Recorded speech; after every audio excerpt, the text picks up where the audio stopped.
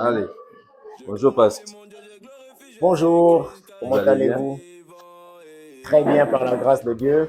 Est-ce qu'il y a un message pour des personnes qui vous suivent pour cette année nouvelle 2026? Mais cette année est une nouvelle année. Ce n'est pas une année avec 400 jours. Ce n'est non plus une année avec 2 jours. C'est une année comme une autre. Mais la bonne question, c'est, oui, tu as fini de recevoir bonne année, meilleurs vœux. Mais est-ce que tu penses que ta vie va changer sur la base de meilleurs vœux, prospérité, santé et autres? Non.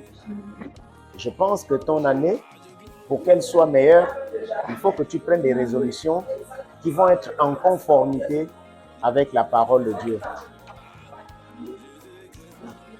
Ces résolutions, la plus belle des résolutions, c'est accepter Jésus-Christ comme Seigneur et Sauveur. D'accord? Parce que c'est Jésus-Christ qui sauve, c'est Jésus-Christ qui guérit. Donc la meilleure des résolutions, comme je l'ai dit, c'est véritablement accepter Jésus-Christ comme Seigneur et Sauveur. Quelqu'un va dire, mais j'ai déjà accepté Jésus, je ne vois pas le changement. C'est une problématique légitime, je peux dire. Mais Dieu ne va pas changer sa parole parce qu'il veut te faire plaisir. Dieu ne changera pas sa parole et Dieu ne peut pas changer parce qu'il nous aime. C'est vrai, son amour pour nous est certain. Son amour pour nous est certain et il nous aime d'un amour éternel.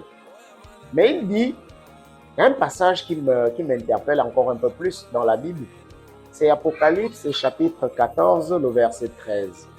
Il dit, heureux les morts en Christ, parce qu'ils vont se reposer de leurs travaux. Et c'est surtout la fin qui est intéressante. Non seulement ils vont se reposer de leurs travaux, mais leurs œuvres vont les suivre. Mon frère et ma soeur, c'est un passage extrêmement important. Il est heureux les morts en Christ, parce que les morts en Christ vont se reposer de leurs travaux. Et surtout, parce que les œuvres des morts en Christ vont les suivre.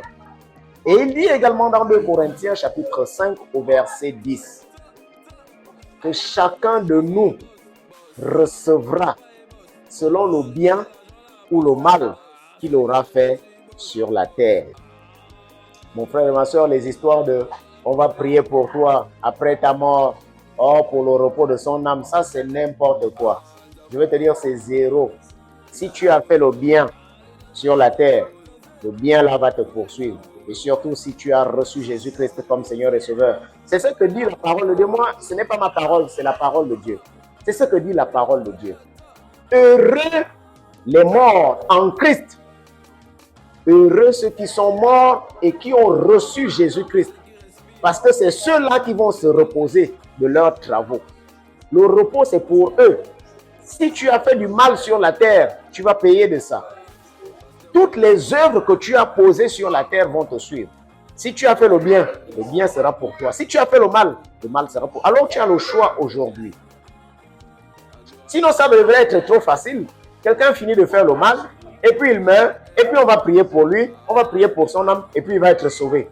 Donc, autant, tout le monde continue de faire le mal, et puis, à la fin, on va aller prier pour nous, et puis on va être sauvé. C'est de l'utopie. C'est de l'utopie. C'est pourquoi aujourd'hui, Jésus-Christ t'interpelle. Jésus-Christ te demande d'abandonner la méchanceté. Jésus-Christ te demande de pardonner aux autres. Jésus-Christ te demande de faire du bien aux autres. Si tu regardes également dans Galates, le chapitre 6, particulièrement le verset 10, il demande à ce qu'on puisse faire du bien à tous, mais particulièrement aux frères en la foi. Tout ce que tu feras à un chrétien, ce sera bien pour toi ou ce sera mal pour toi. Si tu fais du mal à un chrétien, il faut savoir que le mal sera pour toi. Si tu fais du bien à un chrétien, il faut savoir que le bien sera pour toi. C'est pourquoi il nous déclare également dans Galates, chapitre 3, particulièrement le verset 29. Alors c'est une interpellation aujourd'hui. Ce n'est pas un jugement pour toi, mais c'est par amour que je te le dis. Parce que le Dieu que nous servons est un Dieu d'amour.